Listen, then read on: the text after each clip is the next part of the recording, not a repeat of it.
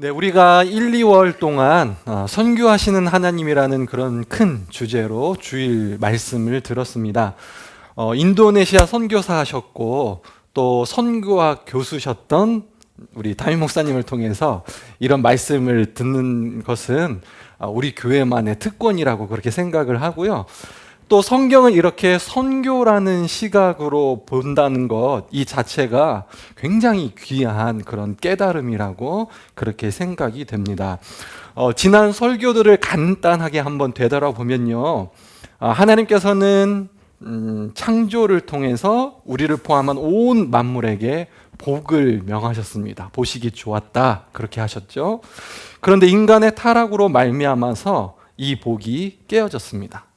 그래서 하나님께서는 아브라함에게 복을 주시고 또 이스라엘 나라를 세우셔서 또 온 열방을 축복하기를 원하셨습니다.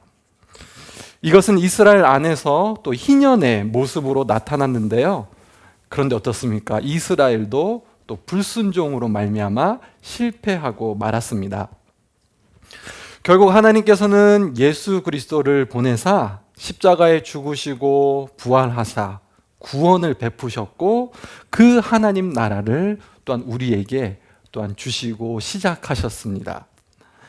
이후 예수님을 믿는 자들의 모임인 교회를 통해서 또 천국의 모델 하우스로 그렇게 이 땅에 존재하게 하셨고 그렇게 하나님 나라를 보여주며 또 이루어 가도록 하셨고요. 이렇게 볼 때 선교하시는 하나님은 또 하나님 나라 천국을 이 땅에 이루어 가시는 분이다 그렇게 말할 수 있을 것 같습니다. 그래서 오늘 설교 제목처럼 천국이 이루어지기까지 선교하시는 하나님, 이 선교하시는 하나님이 우리가 예배하고 섬기는 하나님이십니다. 그래서 이 선교하시는 하나님은 성경의 마지막 책인 요한계시록에서도 나타납니다. 오늘 우리가 읽은 말씀은 요한계시록의 맨 마지막 말씀, 마지막 단락의 말씀인데요. 한번 질문을 드리겠습니다. 여러분들은 요한계시록을 어떤 책으로 생각을 하십니까? 보통 요한계시록 하면 어떻게 생각하시죠?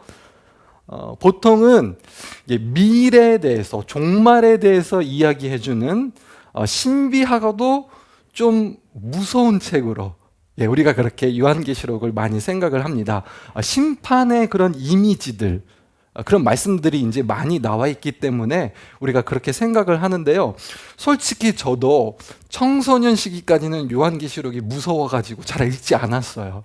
여러분들은 어떠신지 모르겠는데, 근데 이제 이런 것들은 우리가 이제 어렸을 때 봤던 휴거 영화들, 그 다음에 지구 멸망을 다루는 그런 재난 영화들의 그런 영향 때문에 우리가 이제 좀 이렇게 멀리하고 두려워하는 거죠. 그런데 이런 결과가 무엇을 낳냐면 우리를 성속이원론에 빠지게 해요.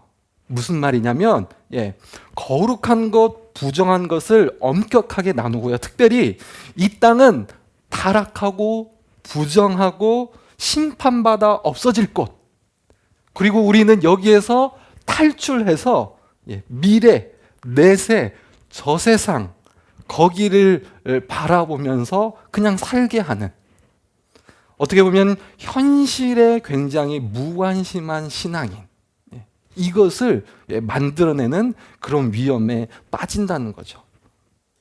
그런데 요한계시록 주석과 또 여러 가지 해설서들 또 이런 것들을 보시면 하나같이 강조해요. 요한계시록의 결론은 죽음이나 휴거로 이 땅을 탈출해서 그냥 하늘로 가는 것, 이것을 말하는 것이 아니고요. 종말에는 하늘과 땅의 변화가 일어나서 새 하늘과 새 땅으로 새롭게 창조될 것이라 강조하는 것이 바로 이 요한계시록이라 하는 거예요. 역사의 종말을 바라보지만 현재의 어려움을 그냥 포기하지 않도록 합니다. 막연히 미래만을 바라보면서 현재를 부정하지 않도록 그렇게 우리를 인도해요. 그래서 교회는 하나님이 오실 것과 하나님 나라가 이 땅의 사람들 가운데 완전히 이루어질 것을 바라보는 거죠. 마지막 날 온 열방이 하나님과 어린 양을 찬양하고 예배할 것을 소망하게 하고요. 또 이것을 소망하며 이루어가기를 힘쓰는 그런 증인의 공동체가 되어라. 너희는 그런 선교의 공동체가 되어라. 그렇게 위로하고 격려하고 힘을 주는 것이 바로 이 요한계시록이라는 거예요. 그래서 이런 의미에서 볼 때 여러분들 요한계시록은요, 선교의 책이에요. 선교의 책. 그래서 이런 이해와 시각을 가지고 오늘 요한계시록 이 마지막 본문을 묵상하면요, 특별히 제가 이 말씀을 준비하면서 저는 세 가지 음성에 집중하게 됐어요. 세 가지 오라 하는 음성이 오늘 이 본문 말씀에 나오거든요. 그래서 이 오라 하는 음성에 반응하는 것, 이 오라 하는 음성에 참여하고 그렇게 살아가는 것이 바로 선교이고 하나님이 우리에게 원하시는, 그렇게 하나님이 기뻐하시는 삶이다라는 것을 보게 되었습니다. 오늘 말씀을 통해서 이 은혜를 함께 나누기 원하는데요. 여러분들 17절 말씀 우리 다시 한번 같이 읽겠습니다. 우리 17절 말씀을 같이 읽겠습니다. 성령과 신부가 말씀하시기를 오라 하시는도다.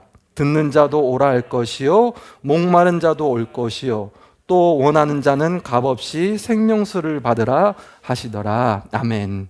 여러분들 말씀 보니까 먼저 누가 오라고 하시죠? 성령. 네. 성령 하나님께서 오라 말씀하십니다. 특별히 듣는 자, 목마른 자, 원하는 자는 자유롭게 와서 생명의 물을 마시라. 그렇게 초대하십니다. 근데 여러분들 말씀해 보시면 무슨 자격을 따지지 않으세요. 뭔가를 우리에게 묻지 않으세요. 따지지 않으세요. 은혜의 초청입니다. 은혜의 초청.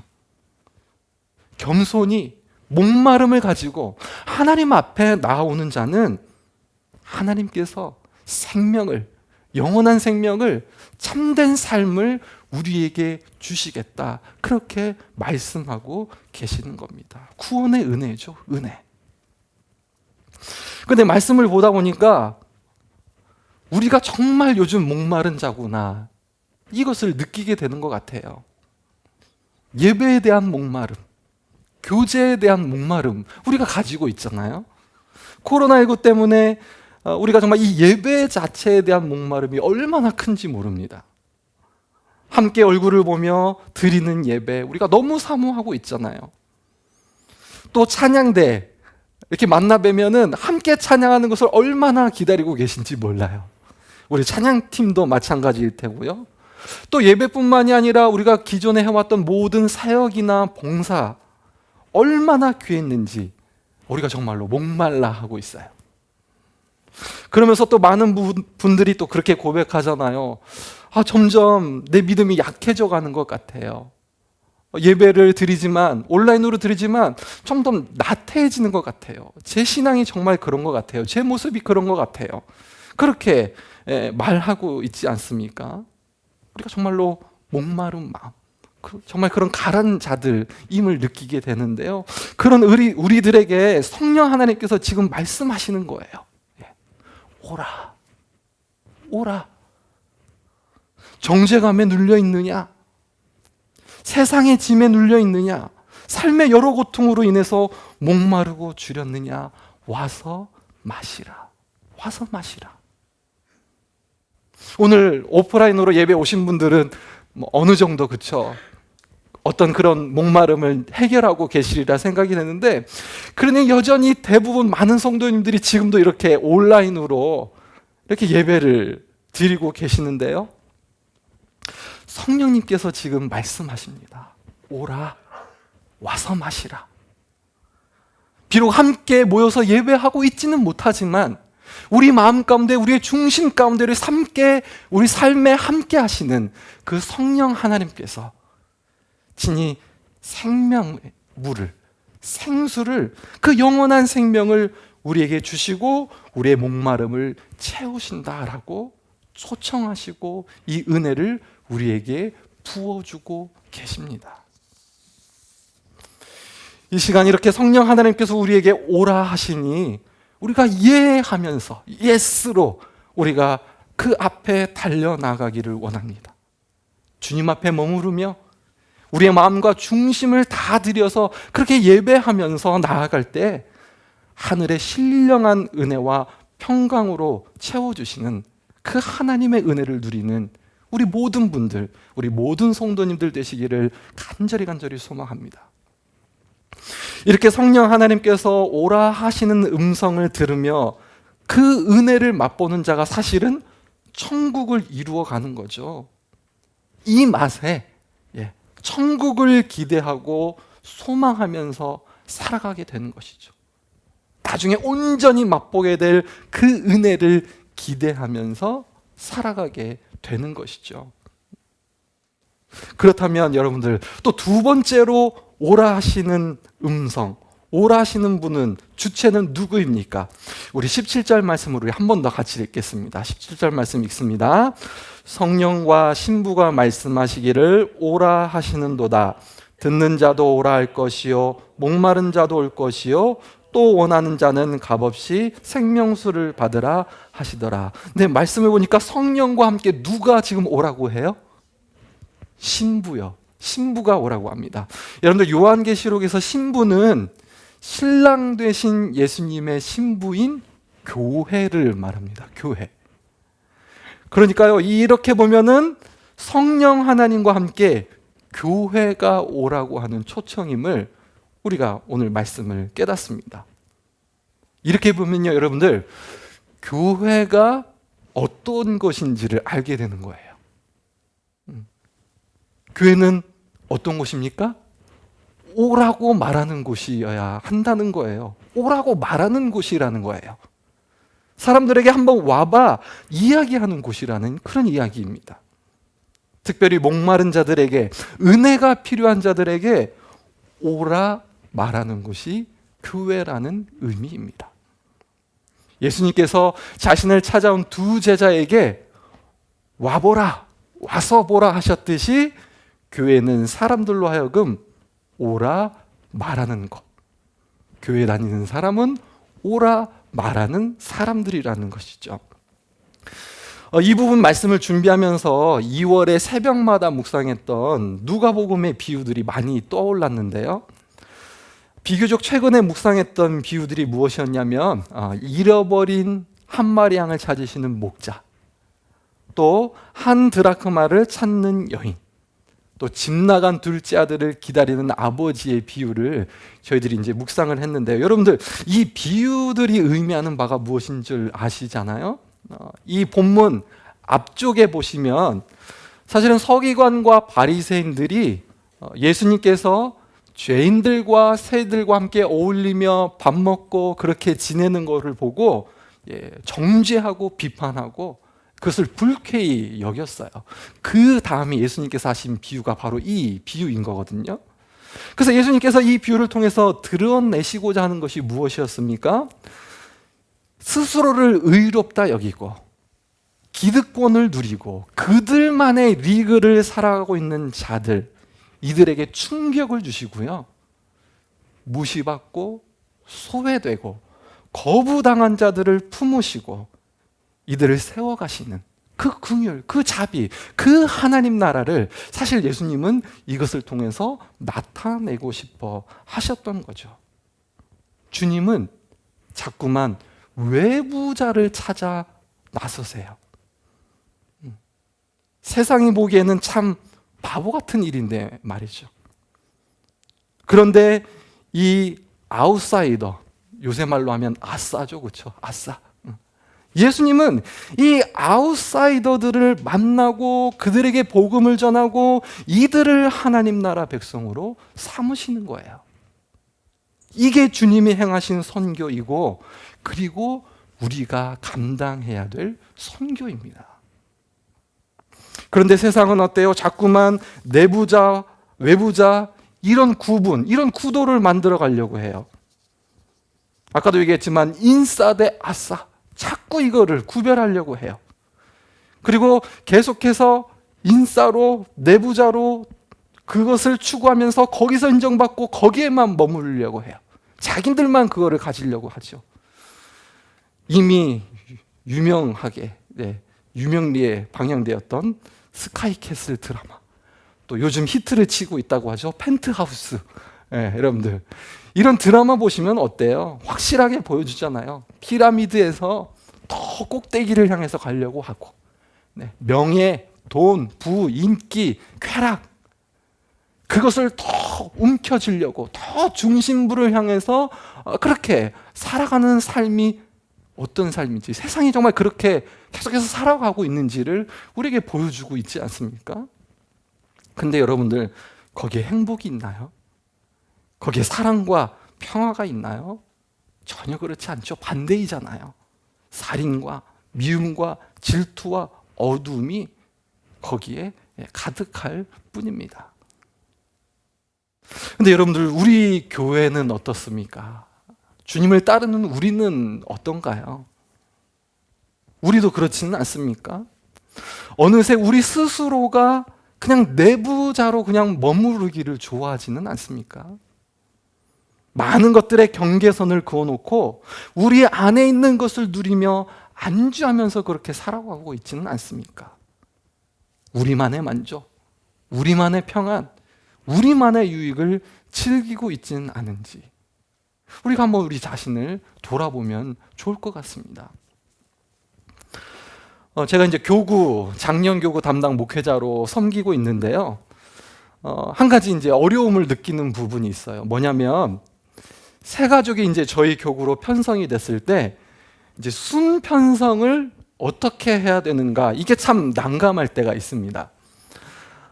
보통 이제 지역순이면 그냥 지역순으로 보내게 되는데, 요즘은 이제 우리 순들이 주일날 순모임을 많이 하기 때문에 사실은 이제 그런 구분들이 많이 이제 없어지고 이제 많이 고민을 하게 되는 것 같아요. 어떤 순으로 가야 되나, 어떤 순에 넣어야 되나, 이제 그런 고민들을 많이 하게 되는데요. 보통 순들은 사실 이미 이제 오랜 시간을 같이 겪어왔고 많은 것들을 이제 서로 알기 때문에 참 편해요. 참 좋아요. 그냥 얼굴만 봐도 좋은, 그냥 만나기만 해도 좋은 그런 이제 순으로 그렇게 세워졌는데, 사실은 그렇기 때문에 누군가 새로운 사람을, 새 가족을 보내고 그 사람이 과연 거기에 잘 정착할 수 있을까? 이게 이제 굉장히 고민이 되는 거죠.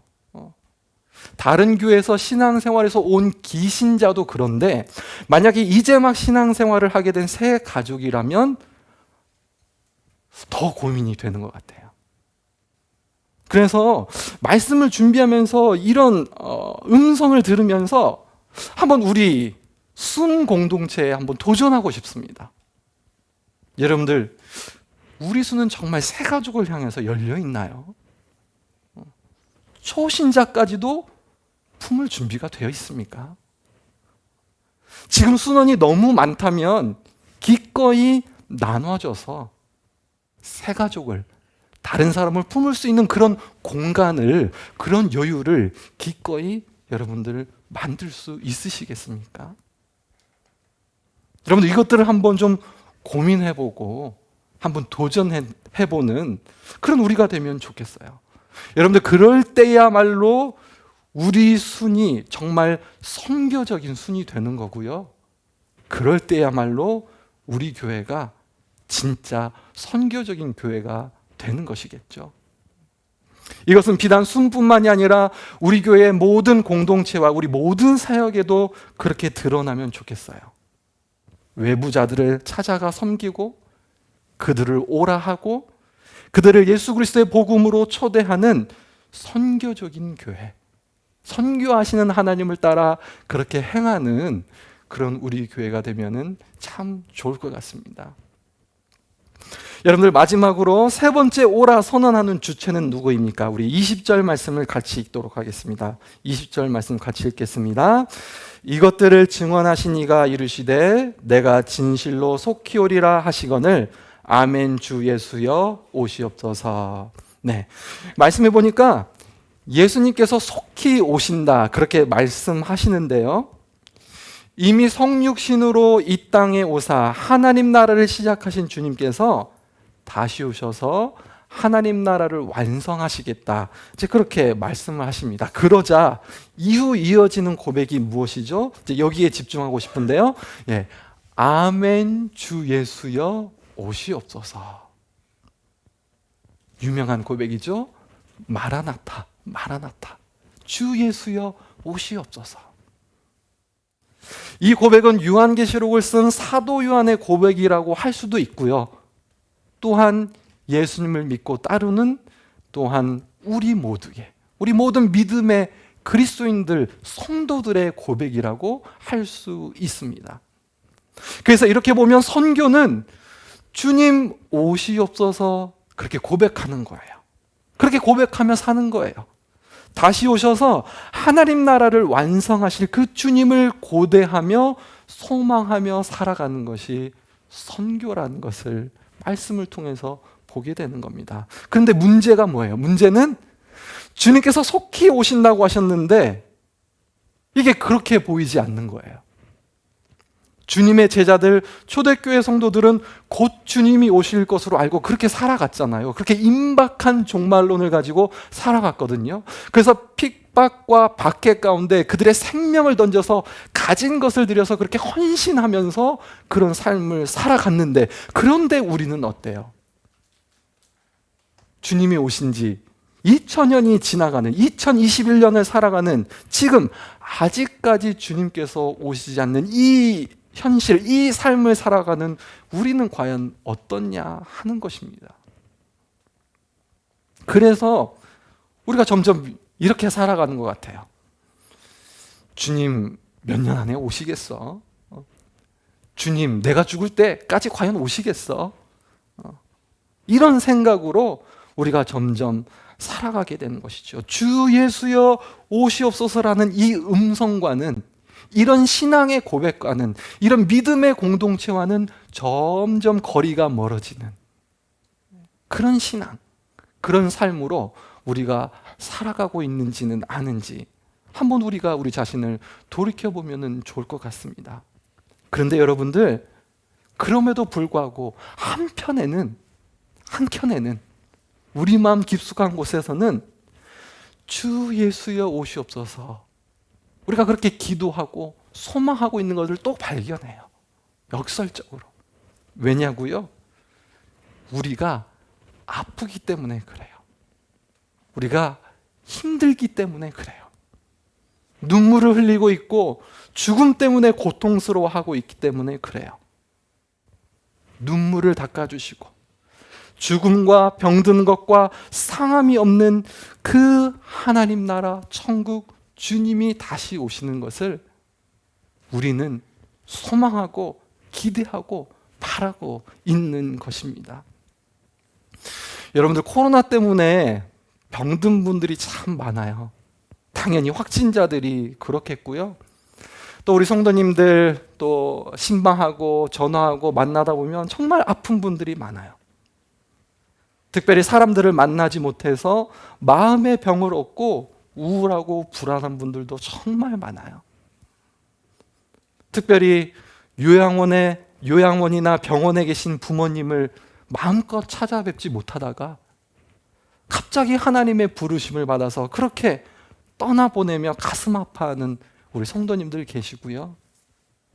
사실 이렇게 큰 슬픔을 당했는데 저희들이 함께 마땅히 공동체로 찾아가서 함께 예배를 드리고 해야 되는데 이 코로나 상황 때문에 그렇게 예배하지도 못하고 위로하지도 못하고 조문하는 것도 서로 그렇게 망설이고 사양하고 하는 이런 슬픔들을, 이런 어려움들을 우리가 지금 겪어내고 살아가고 있습니다. 이렇게 고통스러운 개인의 현실뿐만이 아니라 온 피조물이 고통을 받고 있습니다, 여러분들. 환경 파괴, 지구 온난화로 온 세계가 신음하고 있는 상황 가운데 우리는 예수님 오시옵소서, 주님 오시옵소서, 새 하늘과 새 땅을, 그 온전한 하나님 나라를 이루어 주시기를 우리가 기도하지 않을 수 없는 거예요. 앞서서 나누었지만 우리는 성속 이원론으로 이 땅을 멸망할 곳으로, 부정하고 더러운 곳으로, 그렇게 내세 다음 세상만 바라보는 도피주의자로 하나님 우리를 부르시지 않았어요. 그렇다고 해서 반대로 사람의 지혜, 노력, 힘, 어떤 역사의 발전으로 이 세상을 유토피아로 만들 수 있다는 그런 진보주의자로 또한 우리가 부름을 받지 않았어요. 대신에 우리는 무엇으로 부름을 받습니까? 증인으로 부름을 받습니다. 주 예수여 오시옵소서 기도하며 성령 충만함을 입어 예루살렘과 유대와 땅끝까지 이르러 그렇게 주님을 증언하는 증인으로 우리는 부름을 받았고요. 또한 우리는 제자로 부름을 받았습니다. 주님께서 분부하신 것을 가르쳐 지키게 하며 제자 삼는 제자로 우리는 부름을 받았습니다. 그렇다면 여러분들 어떻게 사는 것이 증인으로 사는 것이고 제자로 사는 것일까요? 기독교는 세상을 어떻게 변화시키는가라는 책이 있습니다. 우리는 하나님 나라로 그렇게 바꾸어 가며 또한 세상을 변화시키는 그런 자로, 그런 증인 제자로 우리는 부르심을 받았는데요. 이 책, 기독교는 세상을 어떻게 변화시키는가, 이 책에서 결론적으로 말하는 것은 이것이에요. 신실한 현존. 신실한 현존이 세상을 변화시킨다, 그렇게 말합니다. 말씀을 따라, 믿음을 따라 있는 곳에서 신실하게 살아가는 것이 결국에는 세상을 변화시키며 하나님 나라로 세워간다, 이것을 말합니다. 저는 이제 신대원 시절 1년간 이제 견습 선교사로 중국에 갔었는데, 제가 이제 거기 있을 때 그 선교사님과의 만남을 통해서 이 신실한 현존이 뭔지를 어렴풋이 한번 깨달은 적이 있었는데, 그 선교사님의 말 때문에 그것을 제가 생각하게 됐어요. 이제 선교사님께서 이제 그 중국에서 선교사로 사역하시면서 선교사로 사는 게 뭔가, 무엇이 정말 중요한가, 이제 이런 대화를 나누면서 저한테 그렇게 얘기하셨는데, 선교지에서 하루하루 잘 사는 것이 너무 중요해, 그렇게 저한테 얘기하셨어요. 선교지에서 하루하루 잘 사는 것이 너무 중요해, 그렇게 저한테 말씀하셨어요. 여러분들, 우리가 중국 잘 알잖아요. 얼마나 그 통제 이런 것들이 심각한지. 많은 선교사님들이 사실 이제 쫓겨나오는 그런 상황이잖아요. 근데 선교사님 사실 얼마나 사역들 잘 하고 싶으셨겠어요. 그렇죠? 복음도 담대히 전하고 많은 그런 복음의 열매를 정말 맺고 싶지 않으셨을까요? 그렇죠? 그리고 파송원 교회에 이런 결과들, 이런 열매들을 맺었습니다, 그렇게 정말 보고도 하고, 선교사님 자신 스스로도 정말 그런 보람을 느끼면서 사역하고 싶지 않으셨겠어요. 그런데 상황이 그렇지 않은 거잖아요. 그렇죠? 그래서 선교사님께서 참 더디고 열매가 잘 보이지 않는 그 상황인데도, 그럼에도 이 선교의 꿈, 하나님 나라의 비전을 포기하지 않고 하루하루 일상을 인내하면서 살아가고 계시는 것, 그게 참 중요하고 그렇게 살아가고 있다, 그렇게 저에게 말씀하신 거였어요. 여러분들, 이게 신실한 현존이고 이게 증인이고 제자로 살아간다는 그런 또 한 면, 그런 한 모습이겠지요. 그래서 우리가 물론 이 선교사님처럼 타문화권으로 다른 나라로 그렇게 선교사로 부름을 받지는 않았지만 우리에게도 적용은 될 수 있는 것 같아요. 지금 뭔가 당장 큰 일이 일어나지 않아도, 주님이 당장 오시지 않아도, 하나님 나라가 금방 우리 가운데 그렇게 만져지지 않고 보여지지 않아도 우리는요, 주 예수여 오시옵소서, 주 예수여 오시옵소서 그렇게 고백하며 신실한 주님의 증인으로 제자로 살아가는 것, 주님이 그것을 우리에게 기대하며 요구하고 계시다는 겁니다. 우리 성도님들, 사랑하는 성도님들, 이렇게 살아가면서요, 힘들고 지치고 목마르면 그때 우리를 부르시는 성령 하나님께 나아가십시오. 오라 하시는 그 음성을 듣고 성령 하나님 앞에 나아가 새 힘을 얻으십시오. 생명을 얻으십시오. 그렇게 새 힘을 얻으면 여러분들, 주님을 알지 못하고 복음을 알지 못하는 자들에게 오라 말하면서 저들을 섬겨주십시오. 그들과 하나가 되어주세요. 그리고 그렇게 한마음이 되어서 주 예수여 오시옵소서 고백하면서 살아갈 때, 어느새 하나님 나라는 우리 가운데 그렇게 이루어 갈 줄로 믿습니다. 이렇게 성령의 오라 하시는 음성에, 교회에 오라 하는 음성에, 성도들의 주 예수여 오시옵소서 하는 음성에 반응하며 동참함으로 하나님 나라를 이루어가는 우리 복된 모든 성도인들 되시기를 간절히 소망합니다. 기도하겠습니다. 하나님 아버지, 오늘 말씀을 통해서 하나님께서는 또 하나님 나라 천국이 이루어질 때까지 선교하시는 하나님이심을 우리가 깨닫게 되었습니다. 감사합니다. 하나님, 우리가 이 땅에 살아가는 동안 성령의 오라는 음성을 듣게 하시고 교회에 오라는 이 음성에 동참하게 하시고 주 예수여 오시옵소서 그렇게 기도하며 간구하며 우리를 부르신 곳에서 증인과 제자로 살아가도록 인도하여 주옵소서. 모든 것 주님께 감사드리고 예수님 이름으로 기도합니다. 아멘.